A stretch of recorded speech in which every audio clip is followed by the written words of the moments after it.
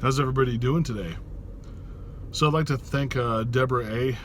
For coming on the channel in the last video talking about her parts work.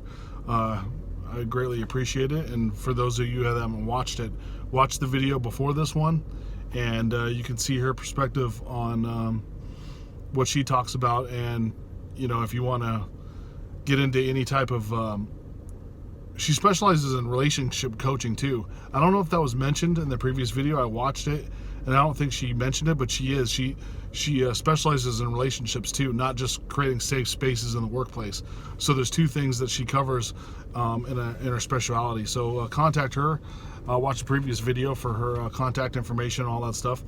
And going on to this next video, I basically want to talk about how some days in spirituality you have good days and sometimes you have bad. In my experience, it's like going to the gym, right? Some days you have good days in the gym and some days you have bad. Sometimes you feel like crap, or you're just down on energy, or maybe you're mentally just not there. And then some days you're just like completely focused. You feel strong. You can work out longer than you normally can, or you have a little bit of extra energy to get through the workout a little bit better, and maybe lift a little bit more weight or go longer on the treadmill, whatever the case may be. Spirituality definitely has those ups and down days. Now, with that being said, you don't stop going to the gym when you feel bad, right? Like if you're consistently going to the gym, you go in on your bad days too. You get through the workout, and it might not have been great, but you got through it, and then the next day it might be better. It's the same way as spirituality, from what I've noticed. So some days you can't meditate very long, or you're not focused on your affirmations, or thinking, being what it is that you're wishing to be, being in that moment, making the law of assumption, being positive with the law of attraction, whatever you're working on in that moment. Just get through it. Do the practices the best you can, and then tomorrow will bring a new day, right? And you might feel better. So you might be able to meditate longer or focus more on those affirmations. But definitely be consistent. You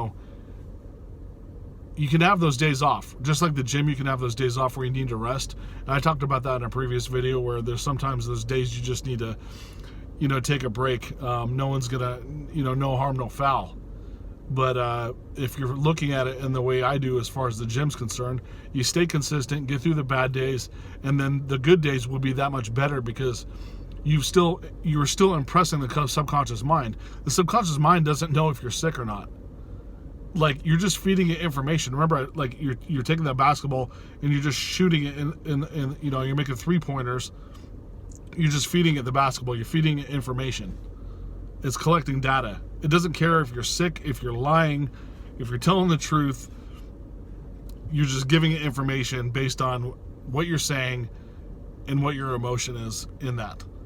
Now, with that being said, what is your emotion when you're doing your practices?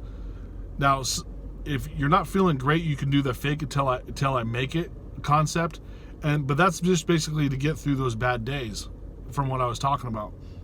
But you want to kind of like, if you're imagining you're that pro dancer, like I always talk about, you feel what it would be like to be that pro dancer.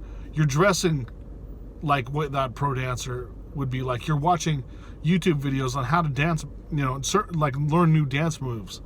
You're being this person, and you're gathering information, and you're immersing yourself, and you're pretending that you're on stage doing that activity of being a pro dancer, and people are watching you, and you're putting on a show with maybe other dancers are up there with you.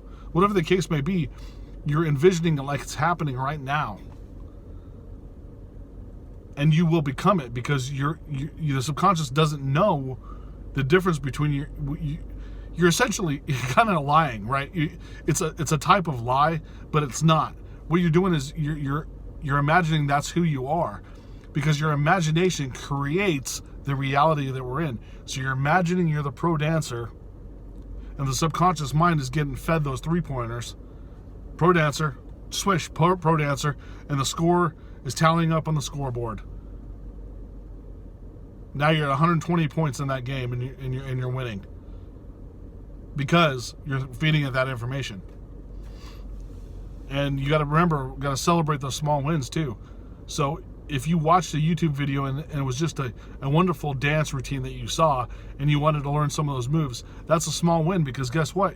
You just impressed the subconscious mind, not only that you're becoming a pro dancer and you're learning those moves, you're actually, you create a routine based on some of those new moves that and plus the moves you already have. I'm just using pro dancer as an example because I've always been using that as the example. But I use the pro dancer because it's a tremendous accomplishment to become a pro dancer. You have to be athletic, creative. You have to have rhythm. There's a lot of things to become a pro dancer, and it's a very small group of people that become pro. So that's why I kind of use it as an example, because you'd be you'd be creating a very, what would almost be an impossible thing. Most people would say, "Oh, don't do that. You're going after a pipe dream," because of how small amount of people that actually make it into pro dancing, because of all the things that the criteria, all the boxes that have to be checked. But that's not. You're not going about it the same way.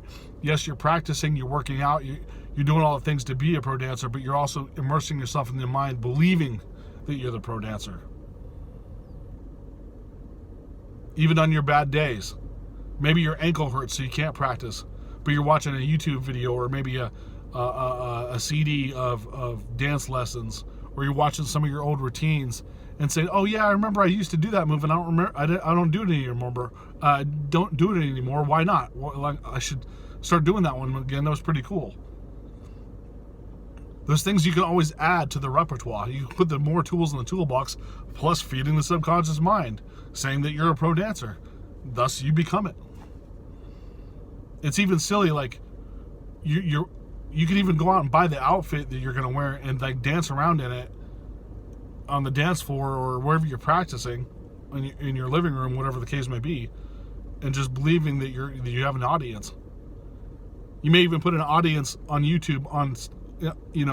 I haven't looked for it before, but I'm sure you have a pretend audience on YouTube. You look up audience and have an audience react to you, and you can pretend like you're dancing for them, and the audience is clapping or whatever. I'm sure they got it. I haven't looked for it. I imagine there's one there. You could do that just to create the feeling of it and immersing yourself fully into it. And that's what you can do today. Even if you're having a bad day, you can keep the consistency, practice the spirituality techniques and concepts. Get through today, and even tomorrow might be even a better day. So that's all I basically want to talk about. Greatly appreciate you guys watching my videos, and have a blessed day. Thank you.